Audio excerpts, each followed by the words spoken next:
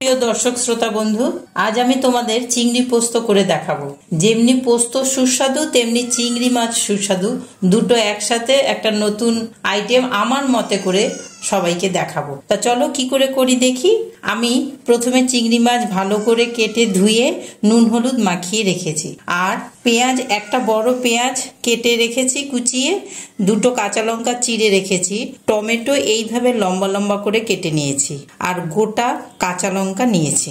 চিংড়ি মাছটা একপাশে সরিয়ে রেখে আমি পোস্ত বেটে নেব। আগেই তোমাদের বলেছি মিক্সিতে যদি পোস্ত বাটতে হয় তাহলে শুকনো পোস্ত আগে মিক্সিতে বেটে নিতে হয়। এই পোস্তটা আমি শুকনো আগে বেটে নিচ্ছি। তো এইভাবে গুঁড়িয়ে নিয়ে এসছি, পুরোই বাটা হয়ে গেছে। এবার কাঁচা লঙ্কা দিয়ে সামান্য জল দিয়ে আবার একটু বাটবো। 4টে কাঁচা লঙ্কা দিচ্ছি, যার যার স্বাদ অনুসারে ঝাল অনুসারে দেবেন কাঁচা লঙ্কা, আর সামান্য দিচ্ছি জল। এবার আবার এটা মিক্সিতে বেটে নিয়ে আসছি। দেখুন বন্ধুরা, পোস্ত একদম সিলে বাটার মতন হয়ে গেছে। গ্যাসে কড়াই বসিয়ে দিয়েছি, এবার তাতে খানিকটা সর্ষের তেল দিয়ে দিচ্ছি।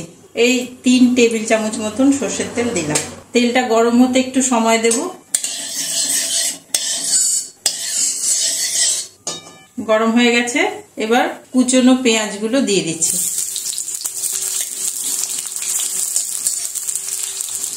পেঁয়াজগুলো একটু ভেজে নিতে হবে। এই অবস্থায় লবণ দিয়ে দেব স্বাদ অনুসারে, তাহলে পেঁয়াজগুলো তাড়াতাড়ি নরম হয়ে যাবে।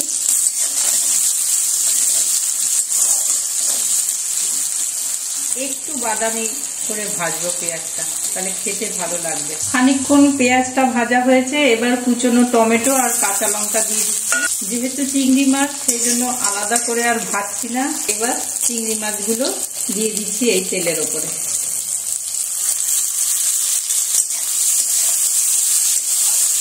খানিকক্ষণ নাড়াচাড়া করে নেব। চিংড়ি মাছ বেশি ভাজলে শক্ত হয়ে যাবে। আমি একটু ঢাকা দিয়ে রেখেছিলাম 1 মিনিট মতন। এবার একটু নাড়িয়ে চাড়িয়ে নেব। এবার খানিকটা জল দিয়ে দেব। এইভাবে এই 1-2 মিনিট একটু ফুটতে দেব ঢাকা দিয়ে। ফিরে এলাম 2 মিনিট পর।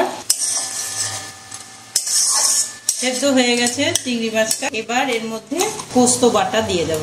3 চামচ পোস্ত বাটা দিয়ে দেব।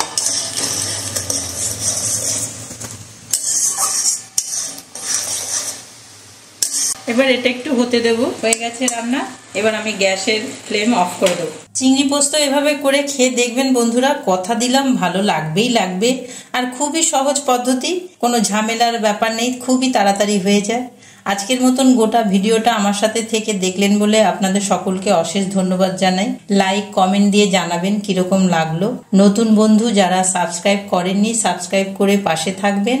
আর পুরনো বন্ধু আপনারা তো সবাই পাশে আছেনই। আর আজকের মতন চলি, টাটা।